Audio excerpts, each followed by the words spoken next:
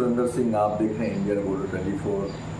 आपने अभी तक सरकारी महकमों के कई भ्रष्टाचार के किस्से सुने होंगे, लेकिन आज मैं जो आपको बात बताने जा रहा हूँ, वन विभाग, मध्य प्रदेश वन विभाग की बात बताने जा रहा हूँ कि अपने किए हुए करतूतों की जब जो फाइल हैं वो यदि किसी तिजोरी में बंद रहती है सरकार की, तो अपने ही विभाग के 28 करोड़ के व्यय अपव्यय की जो फाइलों को वन विभाग के आला अधिकारी चोरी करवा देते हैं। चोरी करवा देते हैं का तात्पर्य ये है कि उनमें जो अपव्यय और व्यय का जो खर्च था उसके वाउचर बने थे, वो वन विभाग के ग्वालियर के डीएफओ कार्यालय से सितंबर 2023 को चोरी हो गए थे। वो उन्होंने चोरी करवा दी थी। अब इसकी एफआईआर भी मध्य प्रदेश पुलिस ग्वालियर में हुई, लेकिन अभी तक 7 से 10 महीना हो गया, कोई कार्रवाई नहीं हुई। यूँ तो पुलिस चोरी के केस में 4 से 5 दिन में आरोपी को पकड़ लेती है, लेकिन यहाँ पर क्या, शासन ने जब भ्रष्टाचारी की, चोरी की, तो उसमें कोई भी एक्शन नहीं लिया गया। और जब हम डीएफओ से ऊपर के अधिकारी से बात करते हैं तो वो कहते हैं कि मैंने तो संबंधित व्यक्ति को सस्पेंड कर दिया है, लेकिन डीएफओ कार्यालय में ऐसी किसकी एक्सेस मिली है कि वो अभी तक उसको कार्यमुक्त नहीं किया गया है। तो सुनिए वन विभाग के जो मुख्य वन संरक्षक हैं उनके वीडियो सुनिए। देखिए सर, ये जो अक्टूबर में फाइल चोरी हुई कार्यालय से सर, वो किस तरह की फाइलें थी और क्या पूरा प्रकरण है, ये बताइए सर। ये फाइलें जो है सभी प्रकार के वर्क्स थे, उसमें वानिकी कार्यों के जो भी हम लोग फॉरेस्ट में कराते हैं, सभी टाइप के वर्क्स होते हैं। और उसमें ऐसा नहीं था कि मतलब केवल पर्टिकुलर किसी स्पेशल वर्क का ही, यानी कि क्योंकि फाइल में सभी प्रमाणक साथ में होते हैं और हर खर्चे का, यानी कि हर महीने के जो खर्चे होते हैं एक बंडल में बांधे जाते हैं और पुराने बस्ते में रख के, यानी कि उसको सुरक्षित रखा जाता है। और प्रमाणक का ऐसा है कि यानी कि उसको डिस्ट्रॉय तब तक नहीं किया जाता है जब तक कि यानी कि जो है उसका ऑडिट वगैरह ना हो जाए। ऑडिट होने के बाद जो है 10 साल के पहले वाले यानी कि डिस्ट्रॉय करने के शासन के निर्देश हैं।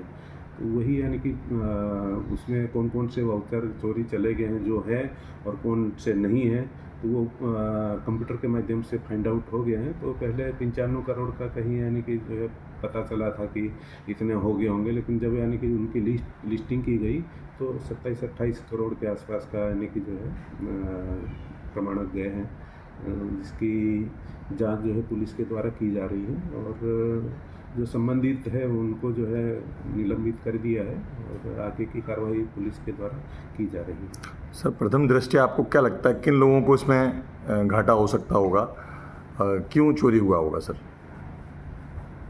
ये किसी के हित जुड़े हो सकते हैं, इस वजह से यानी कि होगा जो भी, यानी कि इसमें क्योंकि प्रमाणक चोरी होना मतलब जो है एक प्रकार से जो संबंधित होंगे जिनको इन प्रमाणकों से कुछ नुकसान होने का या जो इस टाइप से अंदेशा होगा, उन्हीं के द्वारा यानी कि जो है किसी प्रकार की साजिश के तहत ही ये किया गया हो सकता है। कोई ना कोई विभाग का ही व्यक्ति होगा।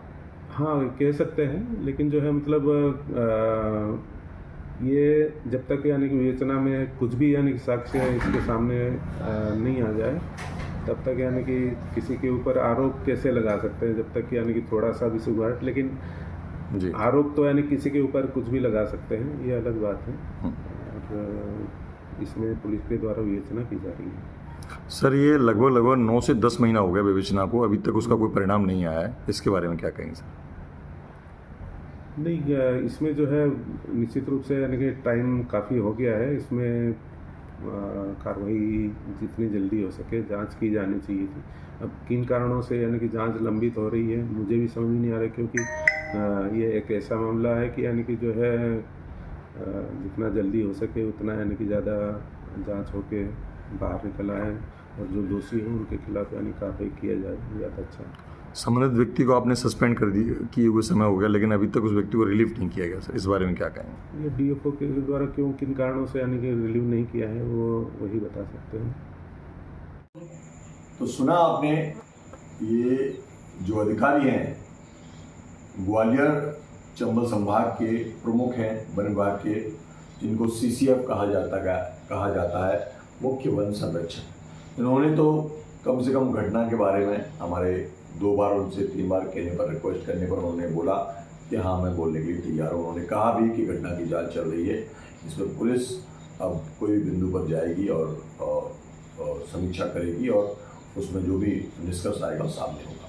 हालांकि उन्होंने बताया कि हमने अपने एक मातहत कर्मचारी को सस्पेंड कर दिया है, निलंबित कर दिया है। लेकिन जब हमने पूछा कि DFO कार्यालय में जो व्यक्ति आपने निलंबित किया है उसको अभी तक कार्यमुक्त नहीं किया गया, तो उस पर बोलने से उन्होंने स्पष्ट मना कर दिया।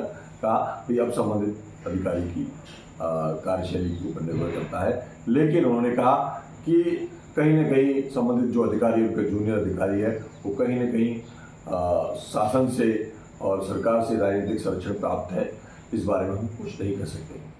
तो इस तरह की भ्रष्टाचारी कब तक होती रहेगी?